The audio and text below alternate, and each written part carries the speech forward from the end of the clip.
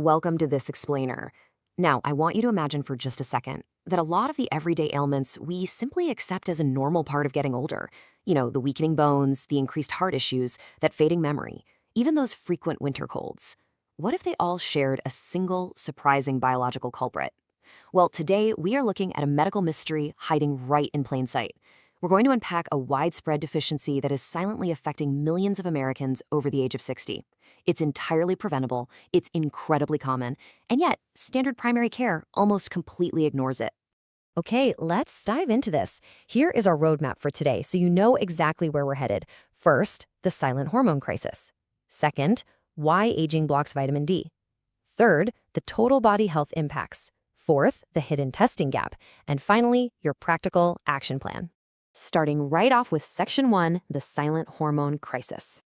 All right, to really grasp the scale of what we're dealing with, we kind of need to unlearn something most of us were taught back in grade school. For decades, we've thought of vitamin D as just this minor bone vitamin, right? Like it's just that thing added to milk to prevent rickets. But biologically speaking, vitamin D isn't a traditional vitamin at all. It is actually a powerful, life-sustaining signaling molecule, a hormone, that influences virtually every single organ system in your body. And that makes the current data a massive wake-up call. Across all American adults, over 40% are deficient. But for Americans over 60, population studies estimate that anywhere from 50 to 70% are operating with a severe deficiency. It is literally a near-universal, silent epidemic. So why does lacking this one specific hormone matter so much? Well, 2,000. That's a massive number, right? That is the staggering amount of genes in the human body directly regulated by vitamin D. It basically acts as a master key. Without it, your body simply cannot unlock the genetic instructions required for proper immune regulation, peak muscle function, brain health, cancer prevention, and cardiovascular protection. If you're deficient, 2,000 of your genes are basically sitting in the dark. Moving on to Section 2. Why aging actually blocks vitamin D. Listen. This high deficiency rate, it is not because older folks are doing something wrong.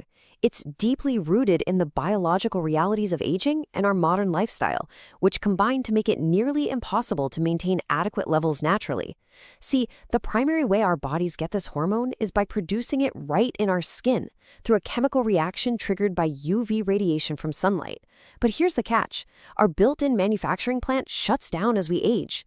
At age 20, your skin is at peak synthesis, but by age 70, there is a dramatic 75% drop in your skin's capacity to synthesize vitamin D from sunlight.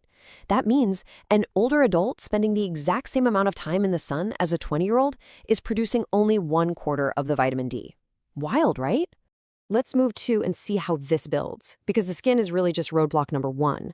Once produced, vitamin D has to be converted into its active form, which is called calcitriol.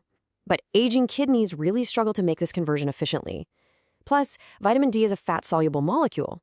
So if you have excess body fat, which is super common on the standard American diet, that fat literally acts like a sponge, trapping and sequestering the vitamin D, hiding it away from the tissues that desperately need it.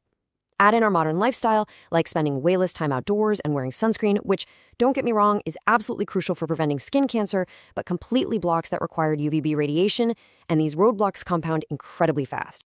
Now, you might be thinking, well, wait a minute, can't I just eat more foods with vitamin D? I hear you, but unfortunately, diet alone makes bridging this gap practically impossible. Dietary sources are really limited to things like fatty fish, egg yolks, and liver, which only offer a tiny contribution. Even the official Institute of Medicine recommended daily allowance sits at a pretty modest 600 to 800 international units. But modern researchers have found that to actually achieve optimal blood levels, especially for older adults dealing with that reduced skin synthesis we just talked about, you often need a massive 3,000 to 5,000 international units a day. You simply cannot eat enough salmon and eggs every single day to bridge that biological gap. Which brings us to Section 3, total body health impacts. So what is this severe deficiency actually doing to the whole body once you cross that 60-year mark? Remember, we are talking about a hormone that controls 2,000 genes. The systemic impacts are staggering. It is not just about weak bones, though obviously that remains the most well-established consequence. The research over the past 2 decades links this deficiency independently to cardiovascular disease, including hypertension and heart attacks. It severely impairs your innate immune system, making you way more susceptible to things like the flu and pneumonia. It hits the brain, causing cognitive decline. It degrades muscle tissue, which leads to a loss of strength and a much higher risk of falling. And it profoundly impacts mental health, literally reducing serotonin synthesis and increasing rates of depression. And this brilliantly illustrates how it works on a cellular level with your bones. Like I said, vitamin D is the master key for calcium absorption in your intestine. Without adequate vitamin D, your body can only absorb about 10 to 15% of the calcium you're eating. With it, that absorption jumps up to 30 to 40%. If your blood calcium drops because you aren't absorbing it, your body flips right into survival mode. It will literally dissolve your own skeleton, demineralizing your bone tissue just to keep your blood calcium stable. It rapidly accelerates osteoporosis. And honestly, the impact on the brain might be even more terrifying. Vitamin D receptors are widely distributed all throughout your brain tissue. They influence neuronal survival, neuroinflammation, and even the clearance of those dangerous amyloid proteins. Multiple prospective studies have reached a pretty chilling conclusion. Deficiency is independently associated with accelerated cognitive decline and a significantly increased risk of Alzheimer's disease and vascular dementia. Let's look at Section 4, the hidden testing gap. Okay, so if the risks to the heart, brain, and bones are so massive, and deficiency is so incredibly common, your doctor is obviously checking this at every checkup, right? Well, actually, no. And this brings us to a huge source of frustration. Standard medical care usually completely ignores this hormone. When you go get your routine annual blood panel done, vitamin D is generally not included. You have to specifically ask for the 25-hydroxyvitamin D blood test. You might want to write that down. Even for high-risk older adults, a lot of primary care physicians just will not order this automatically. You have got to be your own advocate here and request it. Now, what's really interesting about this slide is the massive controversy happening in the medical community right now about how to interpret that test once you actually get it. The Institute of Medicine defines deficiency as anything below 20 nanograms per milliliter. So if you score a 21, your doctor might pat you on the back and say, hey, you're perfectly normal. But modern vitamin D researchers and clinicians strongly argue that just surviving isn't optimal. To truly protect your brain, your heart, and your immune system, the optimal target is actually between 40 and 60 nanograms per milliliter. So a normal result at your doctor's office might still be dangerously suboptimal for your long-term health. All right, Section 5, your practical action plan. I know it can feel pretty overwhelming to realize your body is struggling to produce a vital hormone, and the standard medical system might be missing it entirely. But here is the really good news. This is one of the easiest, most inexpensive things to fix. Here is your comprehensive 3-step action plan to safely correct this deficiency. Step 1 is data. Get that 25-hydroxyvitamin D test so you know your exact baseline. Step 2 is lifestyle. Try to aim for 10 to 30 minutes of sensible midday sun with your arms and legs exposed before you put on sunscreen, and prioritize fatty fish like wild-caught salmon. But as we learned, that usually isn't enough after 60, which leads us to Step 3, strategic supplementation, using D3 and K2 alongside some dietary fat. Actually, a really quick geographic warning about that sun exposure part for Step 2. If you happen to live north of the 37th parallel, which is roughly a line stretching from San Francisco through Denver all the way over to Richmond and Washington, D.C., meaningful winter sun synthesis is physically impossible. Between November and March, the angle of the sun is just too low. The UVB rays just bounce straight off the atmosphere.